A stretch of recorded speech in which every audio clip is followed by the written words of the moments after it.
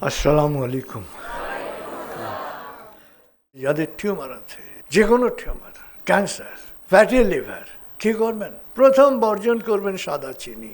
যার যে কোনো ধরনের টিউমার থাকে, এই টিউমারাস সেল, ক্যান্সারাস সেলের মূল খাবার হচ্ছে কিন্তু চিনি। আপনি যদি শুধু চিনি থেকে দূরে থাকেন, সাদা চিনি রয়েছে, এই জাতীয় কোনো কিছু আমি খাবো না। এবং সাদা চিনির মধ্যে কার্বোহাইড্রেট, ডাইরেক্ট সাদা, যেটা সাদা চালও কিন্তু এটার মধ্যে পড়ে, ময়দাও কিন্তু এটার মধ্যে পড়ে। মানে ময়দা যেটা আটা না, কিন্তু ময়দা এটার মধ্যে পড়ে। লবণ পরিমিত হবে, আর চিনি কোনো পরিমাণ না, নো চিনি, নো হোয়াইট সুগার। কিন্তু এখন মুশকিল হচ্ছে যে খাবারগুলোতে সাদা চিনি ব্যবহার করা হয়। এবং এখনকার যে বড় বড় কোম্পানির যে বিস্কিট, এই বিস্কিটও কিন্তু হাইলি প্রসেসড ফুডের মধ্যে পড়ছে। ওর মধ্যে চিনি, লবণ সবই বেশি। অতএব হাইলি প্রসেসড ফুডটাকে সবসময় অ্যাভয়েড করবেন। আসলে এই বায়োকেমিক্যাল ব্যালেন্স, এই বায়োকেমিক্যাল ব্যালেন্সটা খুব ইম্পর্টেন্ট। আপনার বডির যে বায়োকেমিক্যাল ব্যালেন্স, এটা হচ্ছে আপনার মেটাবলিজমকে, দেহের বিপাক ক্রিয়াটাকে শক্ত করে। এবং বিপাক ক্রিয়াটা খুব ইম্পর্টেন্ট। বিপাক ক্রিয়া যত ভালো থাকবে, আপনার এইজিং প্রসেসটা তত কম হবে, তত আপনি এইজটাকে ধরে রাখতে পারবেন, এনার্জি লেভেলটাকে ধরে রাখতে পারবেন। এবং এনার্জি লেভেল ধরে রাখাটা হচ্ছে খুব ইম্পর্টেন্ট। তাহলে আমরা দেখছি যে বায়োকেমিক্যাল ব্যালেন্স, আসলে সব কিছু ব্যালেন্স। তো বডির ব্যালেন্সটা হচ্ছে খুব ইম্পর্টেন্ট। এবং দেহের জন্য, সুস্থ থাকার জন্য এই বায়োকেমিক্যাল ব্যালেন্সটা নির্ভর করে খাবার এবং পানীয়র উপরে। কি পানি আপনি খাচ্ছেন, কি খাবার আপনি খাচ্ছেন, সেটার উপরে। এই জন্য খাবার এত ইম্পর্টেন্ট। আসলে খাবার এবং পানি, যা আপনি খান এবং পান করেন, আপনি হচ্ছেন সেটার ফলিত রূপ। যা আপনি খান এবং পান করেন, সেটার ফলিত রূপ হচ্ছেন আপনি। এবং আপনার শারীরিক মানসিক ভালো থাকা, এটা সরাসরি যুক্ত খাবার এবং পানীয়ের সাথে, অর্থাৎ বায়োকেমিক্যাল ব্যালেন্সের সাথে। বায়োকেমিক্যাল ব্যালেন্সটা খুব ইম্পর্ট্যান্ট। এবং আপনি যা খাচ্ছেন, সেটা থেকেই যে পুষ্টি সংগৃহীত হয়। আপনার কোষগুলো যে মেমব্রেন, বোন ম্যারো, রক্ত, হরমোন, টিস্যু, অঙ্গ, ত্বক, চুল, সব কিছুর গঠন নির্ধারণ করে এই খাবার। তবে খাবার শুধু যে আপনার বাহ্যিক গঠন প্রকৃতি নির্ধারণ করে তা না, আপনার জিন বৈশিষ্ট্য, এই জিন বৈশিষ্ট্যকে প্রভাবিত করে। এবং ডিএনএর ধারাক্রম, সিকোয়েন্স প্রভাবিত হয় আপনার বিভিন্ন ধরনের খাবার গ্রহণের মধ্য দিয়ে। তো খাবারটা খুব ইম্পর্টেন্ট। কি খাচ্ছেন, এটা খুব ইম্পর্টেন্ট। অর্থাৎ আপনার পেট, এই পেট হচ্ছে সবচেয়ে গুরুত্বপূর্ণ।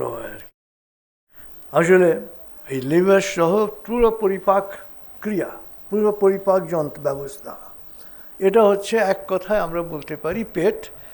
এবং এই পেট আপনার মস্তিষ্ককে প্রভাবিত করে দারুণভাবে। দেখেন, অনেক সময় তৃপ্তিকর খাবার খেলে কি হয়, শরীর ঠান্ডা, মন ঠান্ডা, মানে একটা আনন্দের আমেজ থাকে, যদি খাবারটা তৃপ্তিকর হয়। এবং খাবারের তৃপ্তি আবার নির্ভর করে শুধু খাবারের উপরে না, পরিবেশের উপরে। খাবার খুব সুস্বাদু, কিন্তু পরিবেশটা ঝগড়াটে, খাবার তৃপ্তিকর হবে না। আমাদের যে নাড়িভুঁড়ি বা পেটে 500 মিলিয়ন নিউরন রয়েছে। স্পাইনাল কর্ডে যে পরিমাণ নিউরন, আমাদের নাড়িভুঁড়িতে সেই পরিমাণ নিউরন রয়েছে। যে কারণে পেটকে বলা হয় সেকেন্ড মাইন্ড, দ্বিতীয় মস্তিষ্ক। এবং পেটেরও কিন্তু নিজস্ব মন আছে, অর্থাৎ তার একটা সিস্টেম আছে। এটা মস্তিষ্কের মতোই শক্তিশালী।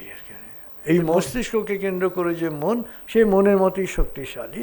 এবং নিউরনের যে সংকেত প্রবাহ, এটা মাথা থেকে পেটে যায় না, পেট থেকে মাথায় আসে। এবং আমাদের 70% ইমিউন সেল এটা রয়েছে, অর্থাৎ ইমিউন সেল হচ্ছে রোগ প্রতিরক্ষা সেল, এটা হচ্ছে পেটে 70%।